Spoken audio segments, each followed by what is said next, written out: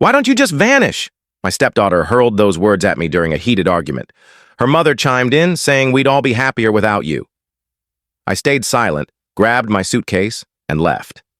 This morning, my phone lit up with 13 missed calls. Something felt strange the moment I stepped into our living room on Sunday. The house was eerily still, but that wasn't the issue. My gaze scanned the room, searching for what was amiss. Then it struck me. Every family photo looked altered. I approached the big frame above the mantel, the one from our Grand Canyon trip last summer. The picture was there, but I was gone. Every image of me had been meticulously excised, leaving odd voids in family memories spanning 3 years. I stood frozen, my coffee cooling in my grip, when I heard Lily's door upstairs shut softly. My stepdaughter's footsteps hesitated at the top of the staircase. She'd clearly realized I was awake. After a brief pause, she descended, clutching her phone, avoiding my gaze as she moved toward the kitchen. "Morning," I said, keeping my tone even. The silence that followed carried a deliberate weight. 3 years. That's how long I'd been part of Lily's life. 3 years of cautiously earning her trust, of pizza nights and history homework, of trying to be present without overstepping. Now, at 16, she was pulling away.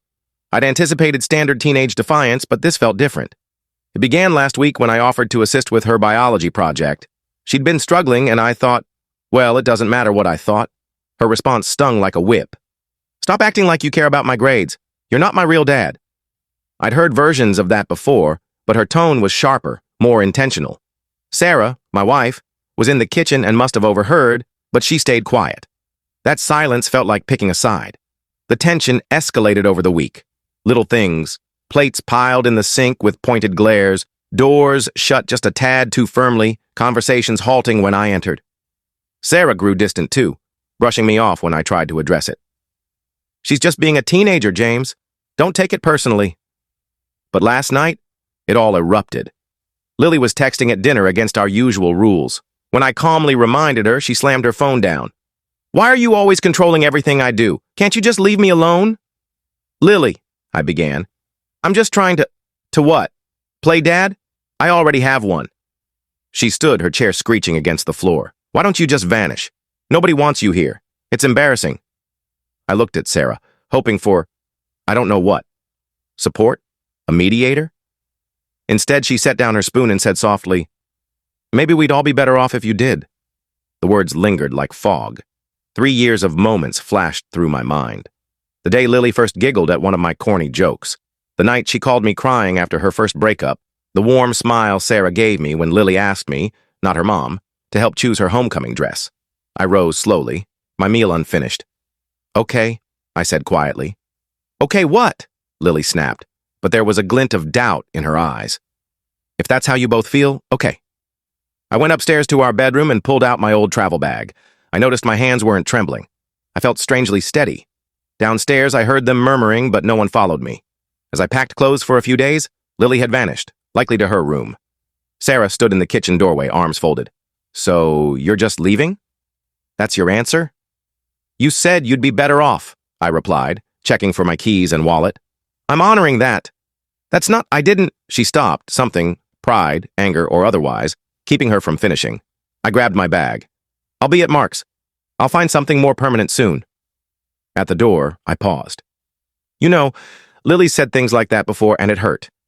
But hearing you agree, that shattered something, Sarah." I drove to Mark's in silence. He took one look at me and set up his spare room without a word. That's the kind of friend he is. I switched off my phone and took a sleeping pill from my travel kit. This morning, I woke to sunlight filtering through unfamiliar blinds. When I powered on my phone, it erupted with notifications. 13 missed calls. 8 from Sarah, 3 from Lily, 2 from Emma, my sister, 27 texts, 4 voicemails. I haven't checked them yet. I'm sitting in Mark's guest room watching morning traffic below, thinking about those empty spaces in our family photos. Maybe they were always there, and I just refused to notice. My phone buzzes again. It's Lily. After everything, I stare at her name on the screen, wondering what's so pressing now. But I'm not ready. Not yet. Sometimes the hardest part isn't leaving. It's deciding whether to return. Thank you all for the kind words on my last post. I didn't expect such a flood of support. To answer common questions. Yes, I've read the messages. No, I haven't responded yet. And yes, I'm still at Mark's. This morning felt like the others, pretending to work while fixating on my phone, debating whether to break the silence. Then Mark dropped a bombshell over breakfast. "Greg's back in town," he said, pushing his phone toward me. There, on Instagram, was a photo of Lily's biological father, tagged at a local cafe 2 weeks ago. The same Greg who hasn't paid child support in years. The same Greg who skipped Lily's last 4 birthdays. Suddenly, the timing clicked. I reread Sarah's texts. They shifted from irritated, "Real mature James running off instead of talking," to worried, "Please just tell us you're safe," to something deeper. Her latest said, "There's something you need to know about Lily. Please call Emma." Showed up at noon, armed with coffee, and that determined look she gets when she's about to interfere. "You look awful," she declared, sinking into Mark's couch. "Thanks. Great to see you too, sis." She didn't crack a smile. "I saw Lily at the mall yesterday." That got my attention. "How is she?" "Meeting Greg for coffee. She didn't notice me." Emma studied me closely. She looked hopeful. You know that expression she gets? Like she's scared to believe something good's happening. I knew it well, the same look Lily had when she got into that art program last summer, like she was afraid to trust it was real. "Did you know he's been texting her for months?" Emma added, "promising to fix things this time." My gut churned. I checked Lily's Instagram, which I rarely do. Her latest post was a photo with Greg, captioned, "True family vibes." Her friends filled the comments with heart emojis, oblivious to the backstory. Mark, who'd been listening quietly, spoke up. "Remember what happened last time he showed up, when Lily was 13? I did. Greg had swooped in with big promises, stayed 2 weeks, then vanished. Lily barely left her room for days. Sarah and I spent months rebuilding her confidence, assuring her she was enough, that she deserved better. As if on cue, my phone pinged with a text from Sarah. "He's asking her to live with him. She's actually thinking about it. Please, James, I know you're upset, but she needs you." I typed and deleted several replies. What could I say? "Sorry you told me to vanish, but now you want me back?" The situation felt like a cruel twist. Then came another alert. Lily's new Instagram story. A photo of college pamphlets on her bed captioned, "Big changes ahead. Sometimes you gotta pick your true road." Those were Greg's exact words from 3 years ago, right before he moved cross-country for his true road and stopped answering Lily's calls. Emma must have seen my expression. "What's on your mind?" "I'm thinking about the day I married Sarah," I said slowly. "Remember Lily's speech? How she said sometimes family finds you when you least expect it? Now she's posting about her true family and true road while Greg plays hero." "He's got her fooled," Emma said. My phone rang, an unknown number. "James, this is Ms. Carter from Maplewood High, Lily's guidance counselor. I need to discuss some troubling changes in Lily's academic plans and behavior. Can you come in tomorrow morning?" I agreed, my thoughts racing. Lily had been a straight A student since freshman year, set on attending a top college. What had shifted? After hanging up, Emma and Mark looked at me expectantly. "So?" Emma pressed. "So I think it's time to stop staying quiet." I opened Lily's voicemail. Her voice was soft, unlike her usual boldness. "I know you probably despise me now, and I get why. I need to tell you something. About why I said those things. About Greg. Please call me back." Her tone reminded me of the 13-year-old who used to check the mailbox daily, hoping for a letter that never arrived. "I'm meeting Ms. Carter tomorrow at 9. After that, I think it's time for real talks. Because stepping away sometimes lets you see things clearer from afar." The school's number is still on my screen. Next to it is a text from Greg in our family group chat, which I'm still part of. Big news to share at dinner tomorrow. I have a hunch about that news, and I won't let history repeat itself. I've spent the last hour trying to write this update. The meeting with Ms. Carter unveiled things I never saw coming, and what happened next. Well, let me start from the beginning. I arrived at Maplewood High early, watching students hurry to class.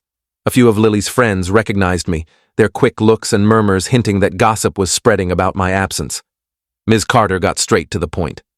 "Lily filed forms to drop her honors classes yesterday," she said, sliding a document across her desk. "She's also quitting debate club and yearbook." My chest tightened. These were the programs Lily had worked hard to join, the activities she'd counted on for college applications. "There's more," Ms. Carter added. "Last week she asked me to send her transcripts to 3 schools in California." She paused, eyeing me carefully. The same city where Greg recently bought a condo. The puzzle pieces started aligning. I showed her Greg's big news text. Let me guess, he's launching a new venture out there? She nodded. Lily mentioned a startup. Said her dad needs family investors to kick it off. That sick feeling returned. The same one I felt 3 years ago when Greg persuaded Sarah to lend him money for a foolproof business. Money we never recovered. I left the school and drove to our house. Sarah's car was in the driveway, and through the window I saw her pacing in the kitchen, phone pressed to her ear. She saw me and flung the door open before I could knock. He asked her for money, she blurted. Her college savings. He's been feeding her dreams about this tech startup, saying if she invests now, she'll earn enough for any university. Where is she? At a cafe with Greg. Again. Sarah's voice broke.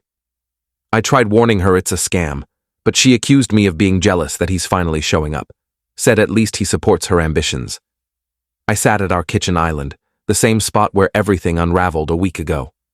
Why didn't you tell me he was back? I thought I could manage it alone, Sarah admitted, shaking her head. Then you and Lily fought, and she said those things, and I panicked, backed her up because I was terrified she'd choose him completely. Before I could reply, the front door swung open. Lily walked in, stopping short when she saw me.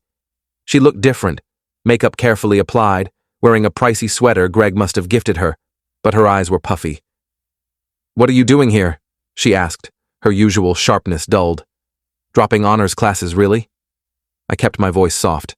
What happened to UCLA? Plans shift, she muttered, avoiding my gaze. Dad says, Greg says, I corrected gently. Something flickered in her expression. He has contacts out there. The startup's a sure thing. Like the vintage motorcycle shop was a sure thing, or the smoothie chain? I opened my laptop, pulling up files I'd compiled that morning. I did some research. Want to see Greg's business license status, his credit report, or the 3 lawsuits from his last sure thing? Lily's hands shook as she took the laptop. With each click, each file, her composure crumbled. When she reached the lawsuit from his former stepdaughter's aunt, seeking to recover college savings he'd borrowed, a tear fell. He said, she swallowed hard. He said he's different now, that he wants to make things right, that we could be a real family if... She stopped, looking at me suddenly. The photo album. He told me I had to show I was choosing him, that you were why he stayed away, because you replaced him. Oh, honey. Sarah stepped toward her, but Lily backed away. I knew, she whispered. Deep down, I think I knew, but I wanted to believe so badly. Her phone pinged, another text from Greg. She stared at it, then powered it off. I need to go, she said abruptly, heading upstairs. I need to think. We let her be. Sometimes space is the kindest gift. Hours passed. Sarah and I talked, truly talked, for the first time in weeks, about fears, missteps, Lily, Greg, and us. Around midnight, as I prepared to return to Mark's, my phone lit up with a text from Lily. I messed up. Everything's a mess. Can we talk? Like, really talk? Not about Greg or money, just remember when we'd grab milkshakes after my art classes and you'd let me vent about friend drama? Could we do that? I know I don't deserve it, but... I'm typing this from my car, parked outside our local milkshake spot. It's closed, but the owner knows us. We've been regulars for 3 years. He's keeping it open late for us. Lily just pulled up in Sarah's car. She's sitting there, probably summoning the courage to come in, just like I am. Sometimes the toughest talks begin with the smallest steps, or, in this case, a strawberry milkshake at midnight. Final update. That night at the milkshake shop changed everything. Lily poured her heart out for hours, about Greg's manipulation, her fears, her guilt, but something she mentioned casually caught my ear. Greg had been urging her to convince her parents to invest in his startup too. It clicked. I recalled the lawsuits I'd uncovered, his pattern of exploiting families through their kids. The anger I'd buried found a purpose. You know, I said carefully, what he's doing isn't just wrong. It's against the law. Lily looked up from her half-melted shake. What do you mean? I explained securities fraud, unregistered investment schemes.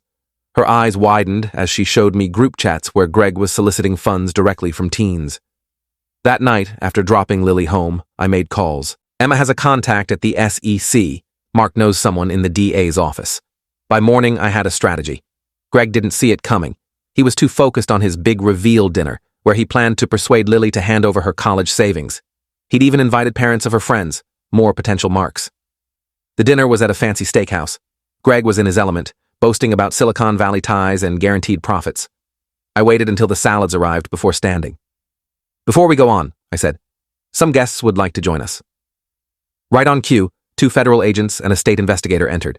Greg's face shifted from smug to baffled to panicked in moments. Turns out, Greg wasn't running 1 scam but 7 across 3 states.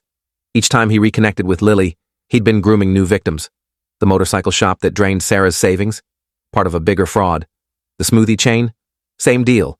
But this time he'd gotten careless. He documented everything in texts and emails to Lily, assuming she'd never betray him. When she forwarded those to the investigators, his fate was sealed. The parents at the dinner, they wore wires. Every promise, every lie, every illegal pitch was recorded. Greg tried to flee, knocking over a server and bolting for the exit. He made it 3 steps before security grabbed him. As they escorted him out, he gave Lily that manipulative, pleading look she'd fallen for before. "Sweetie, it's a mistake. Tell them I'm your dad." Lily stood tall. "My dad's right here," she said, grabbing my hand. "And he just watched you get what you deserve." The aftermath was chaotic. Media coverage, victim testimonies, more families stepping forward. Investigators uncovered over $2.3 million in stolen funds. Greg faces 15 to 20 years. His startup was a sham, just a website with pilfered photos of a real tech firm's office. But the true win wasn't seeing Greg cuffed. It was the quiet moments after. Lily boxed up her photos with Greg and handed them to the prosecution. "Evidence," she said, with a faint smile. She rejoined her honors classes. The school was lenient given the situation. Her friends' parents, rather than being upset, started a support group for families hit by similar scams. Something positive from something terrible. Last night, Lily asked me to review her college essays. "I've got a unique story now," she said. "How many kids can write about dismantling their bio dad's fraud ring?" Sarah and I are in therapy, working on trust and healing scars. But watching Lily carefully place my photos back in the family albums, aligning each one, spoke louder than words. This morning, Lily came down early for breakfast, holding an envelope. "I found this in my room," she said, sliding it over. "Greg asked me to mail it last week. It's investment forms for his startup. I thought you'd want to add it to the evidence." I looked at the envelope, then at her. "Want to drop it off at the investigator's office together?" She grinned, that genuine, unguarded smile I'd missed. "Can we grab milkshakes after? Some might say the payback was too severe. That family is family, no matter what. But real family doesn't steal your future. Real family shields you, even from other family. Greg's sentencing is next month. Lily's preparing a victim impact statement, crafting each word with care. Yesterday, she asked me to read it. "It needs a strong close," she said. "Something that shows I'm not just his victim anymore." I think she's already found that close.